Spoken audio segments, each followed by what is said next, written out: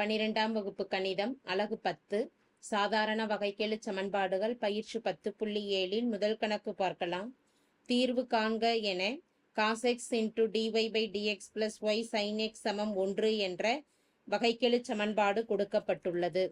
கொடுக்கப்பட்டிருக்கக்கூடிய சமன்பாட்டிற்கு நேரியல் தீர்வு காணல் நேரியல் சமன்பாட்டு தொகுப்புல தீர்வு கணக்கிடுறோம்.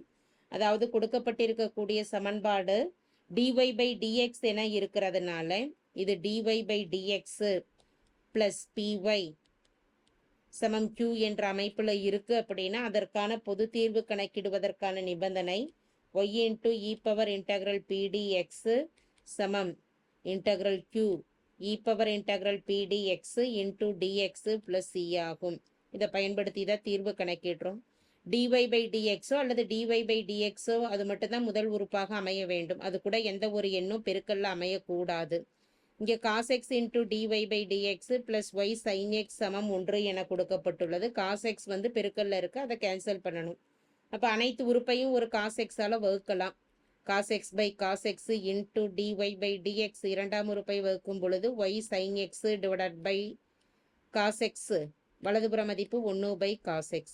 cos x கேன்சல் ஆக போக சமன்பாடானது dy by dx plus y into sin x by cos x என்பதற்கு tan x எழுதிக்கலாம். 1 by cos ஆனது secant x குறிப்பிடலாம்.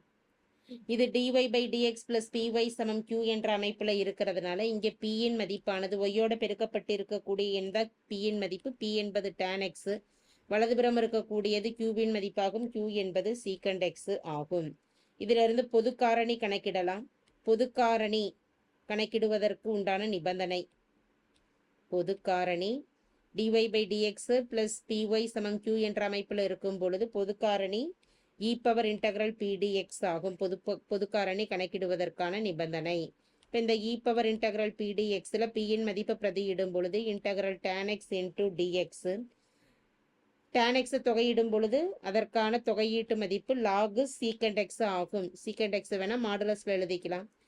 எக்ஸ்பனன்ஷியல் அதாவது ஈயும் லாகும் கேன்சல் ஆயிடுச்சுன்னா மீதம் இருக்கக்கூடிய மதிப்பு secant x என்பது பொது காரணியின் மதிப்பு ஆகும். அடுத்து பொது தீர்வு கணக்கிடணும். பொது தீர்வு கணக்கிடுவதற்கான நிபந்தனை பொது தீர்வுக்கான நிபந்தனை y e power integral p dx சமம் integral q e power integral p dx ஆகும். into dx plus c மதிப்புகள் ஒன்னொன்னையும் பிரதியிடுவோம். y e power integral p dx இன் மதிப்பானது secant x ன்னு பிரதியிடுறோம். வலதுபுறம் q வின் மதிப்பானது secant x ன்னு எழுதியிருக்கிறோம். secant x e power integral p dx இன் மதிப்பானது ஒரு secant x into dx plus c. அப்போ y secant x integral secant x into secant x எனும் பொழுது secant square x into dx plus c. secant square இன் தொகையீட்டு மதிப்பானது tan x ஆகும். எனவே y secant x equal to tan x plus c ன்னு எழுதிடலாம். y இன் மதிப்பானது இருபுறமும் இங்கே secant x ஆல நம்ம secant x வலதுபுறம் ஏது கொண்டு போயிட்டோம் அப்படின்னா மதிப்பானது tan x plus c by secant x. இரண்டு உறுப்புகளுக்கும் தனித்தனியாக பிரிச்சேது எழுதிட்டோம்னா tan x by secant x plus c by secant x. tan x என்பதை sin x by cos x ன்னு எழுதிட்டு 1 by secant என்பது எதற்கு சமம்னா cos x ற்கு சமம். எனவே into cos x ன்னு கொடுக்கலாம். 1 by secant என்பது cos x into cos x ன்னு கொடுக்குறோம்.